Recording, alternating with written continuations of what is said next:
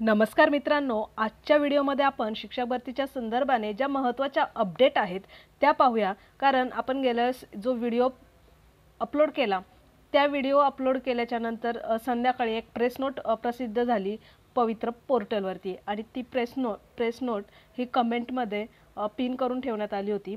आता या प्रेस नोटमध्ये काय महत्त्वाचे मुद्दे होते बघा। आता खरं तर प्रेस नोट ह्या 2-3 वेळेसच्या ज्या प्रेस नोट आहेत त्यातून इतकंसं जास्त असं काही आउटपुट त्याच्यातनं दिसत नाहीये। कारण बघा 25/2/2024 रोजी प्रसिद्ध झालेल्या शिफारसपात्र उमेदवारांच्या नियुक्ती संदर्भात आवश्यक ती कारवाई नियुक्ती प्राधिकरण यांच्या स्तरावर सुरू आहे। म्हणजे ज्या ठिकाणच्या निवडणुका पूर्ण होत्या त्या ठिकाणी शिक्षकांसाठी समुपदेशन प्रक्रियेसाठी प्रत्येक जिल्हा परिषदेने आपापलं परिपत्रक काढून ती प्रक्रिया सुरू केलेली होती। आणि आज अखेर प्राप्त माहितीनुसार 4474 अभियोग्यता धारकांना नियुक्तीचे आदेश देण्यात आले आहेत।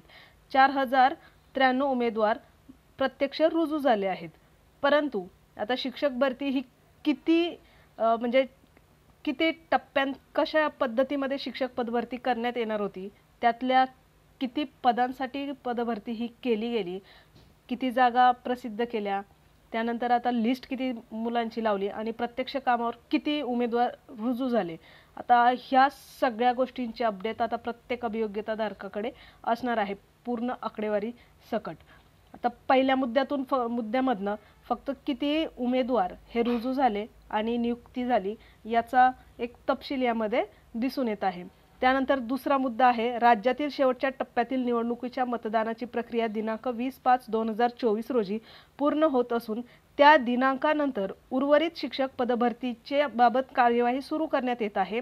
पदभरती संबंधी प्रचलित कार्यपद्धतीनुसार आवश्यक असलेल्या मुद्द्यांवर प्रशासकीय कार्यवाही सुरू आहे। आता प्रशासकीय कार्यवाही सुरू आहे हे बऱ्याच प्रेस नोटमध्ये देखील ही वाक्य आहेत। त्यानंतर विनामुलाखत पदभरतीची प्रक्रिया कोणत्याही बाह्य हस्तक्षेपाशिवाय व गुणवत्तापूर्ण पद्धतीने राबवण्यात आली आहे। त्याच प्रकारे शासन निर्णय दिनांक 6 जुलै 2023 मधील तरतुदीनुसार मुलाखतीसह पदभरती देखील गुणवत्तापूर्ण पद्धतीने राबवण्याच्या दृष्टीने यावेळी विशेष दक्षता घेतली जाणार आहे। म्हणजे यामध्ये कुठल्याही प्रकारचा फ्रॉड होणार नाही याची काळजी घेतली जाईल आणि या प्रकारातील पदभरतीसाठी मुलाखत व अध्यापन कौशल्यासाठी 30 गुणांसाठी आवश्यक असलेली मानक कार्यपद्धती स्टँडर्ड ऑपरेटिंग प्रोसिजर तयार करण्यात येणार आहे। जो काही 30 मार्क्सचा डेमो असतो त्यामध्ये 15 मार्क्स डेमोसाठी, 15 मार्क्स इंटरव्ह्यूसाठी, म्हणजे ही जी काही पद्धत आहे तर त्याचं काम चालू आहे ते करण्यात येत आहे।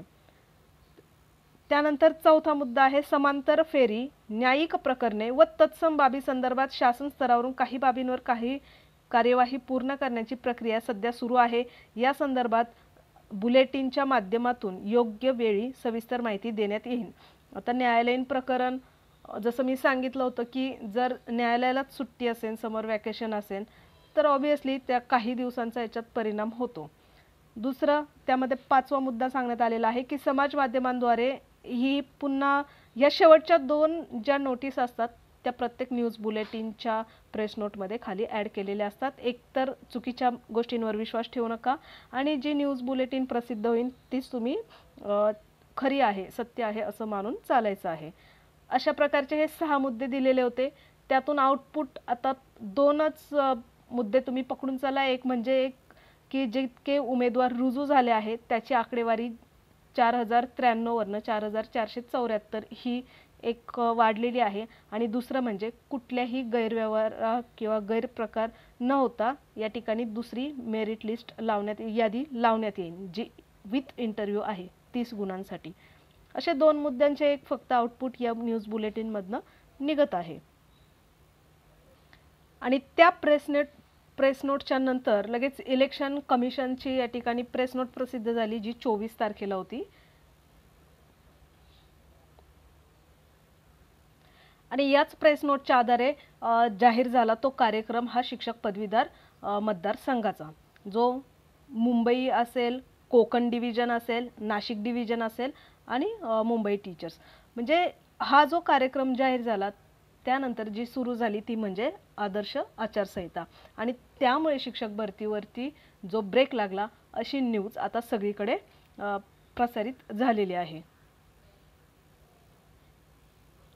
यामध्ये इव्हेंट डेट देण्यात आलेले आहे आणि पोल 26 जूनला या ठिकाणी डेट ऑफ पोल दिलेला आहे.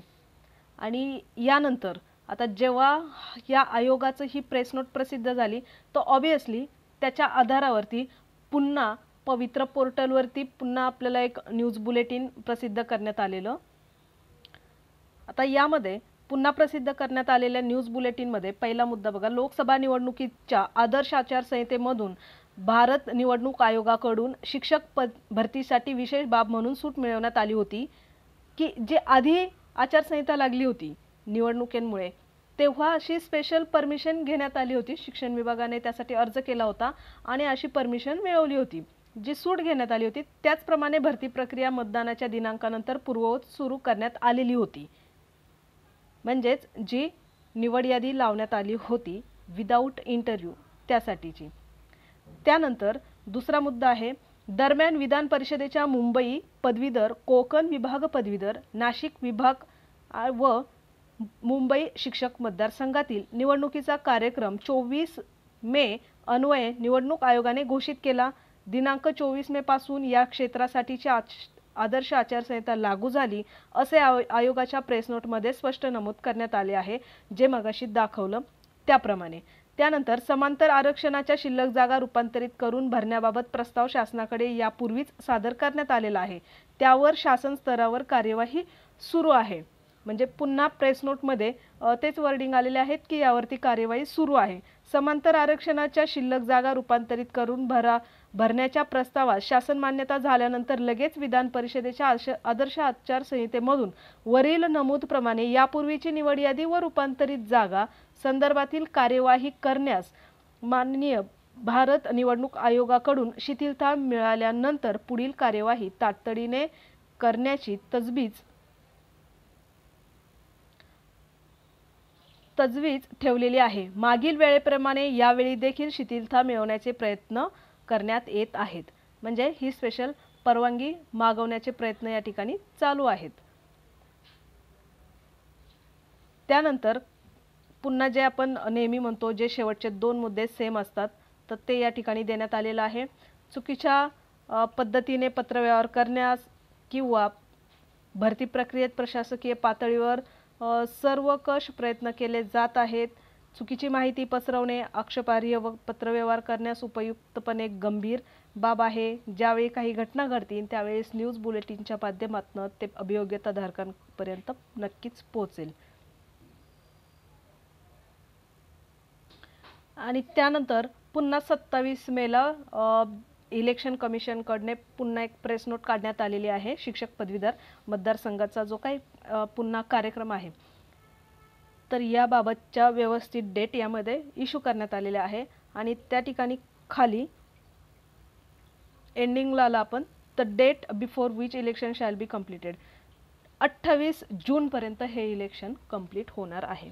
म्हणजे 28 जूनपर्यंत या ठिकाणी बऱ्याच गोष्टींचा परिणाम होणार आहे. आदर्श आचारसंहिता या ठिकाणी लागू पडते आणि जसं न्यूज बुलेटिनमध्ये शिक्षण विभागाने सांगितलेलं आहे की यामध्ये देखील गेल्या वेळेसप्रमाणे परमिशन घेऊन शिक्षक भरती पुढे सुरळीत चालू ठेवली जाईल.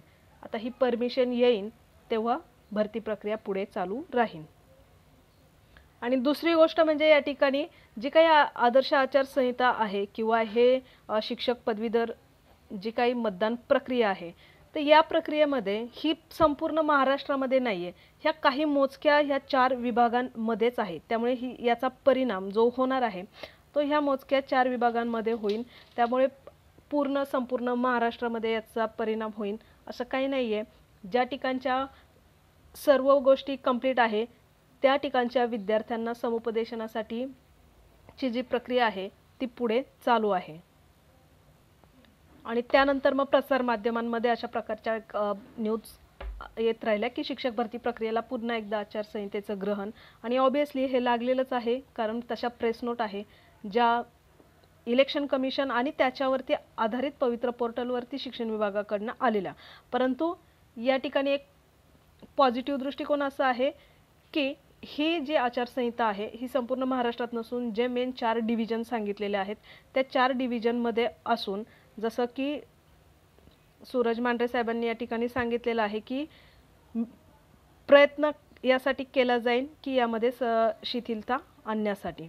त्यामुळे हे प्रयत्न नक्कीच यशस्वी होत आणि 15 जूनपर्यंत तर आता प्रत्येक अभियोग्यताधारक सुज्ञ आहे, त्यामुळे प्रत्येकजण या ठिकाणी, आणि म्हणूनच आता लवकर आता दुसऱ्या प्रेस नोटची आता या ठिकाणी वाट पाहावी लागेल. कारण ज्या काही प्रेस नोट प्रसिद्ध झाल्या त्यामधून जास्त असं आउटपुट काही निघालेलं नाही. कारण एकाही प्रेस नोटमध्ये निश्चित असं सांगण्यात आलेलं नाही की या ठिकाणी विथ इंटरव्ह्यूचा किंवा कन्व्हर्टेड लावून ह्या तारखेला प्रसिद्ध करण्यात येईल किंवा काही लिमिट दिलेलं नाही त्यामध्ये. परंतु ही प्रक्रिया झाल्यानंतर ते प्रोसिजरमध्ये आहे, प्रोसेसिंगमध्ये आहे की ही प्रक्रिया झाल्याच्या नंतर राऊंड लावला जाईल. परंतु ह्या बाकीच्या सगळ्या गोष्टी पुन्हा मध्ये येतात आणि पुन्हा ही शिक्षक भरती पुढे ढकलली जाते. असंच होत आलेलं आहे बऱ्यापैकी आणि अजूनही ते होत आहे. परंतु यामध्ये शिक्षण विभागाला यश मिळत आणि या आचारसंहितेमधून शिक्षक भरतीला जे काही नियम लागू आहेत तर त्यामध्ये शिथिलता मिळून लवकरात लवकर कन्व्हर्टेड राऊंड असेल किंवा विथ इंटरव्ह्यूचे राऊंड असतील किंवा जे काही विदाऊट इंटरव्ह्यूची यादी लागली त्यांचे उर्वरित शिक्षक असतील तर ह्या सर्वांना लवकरात लवकर नियुक्ती मिळवते. या ठिकाणी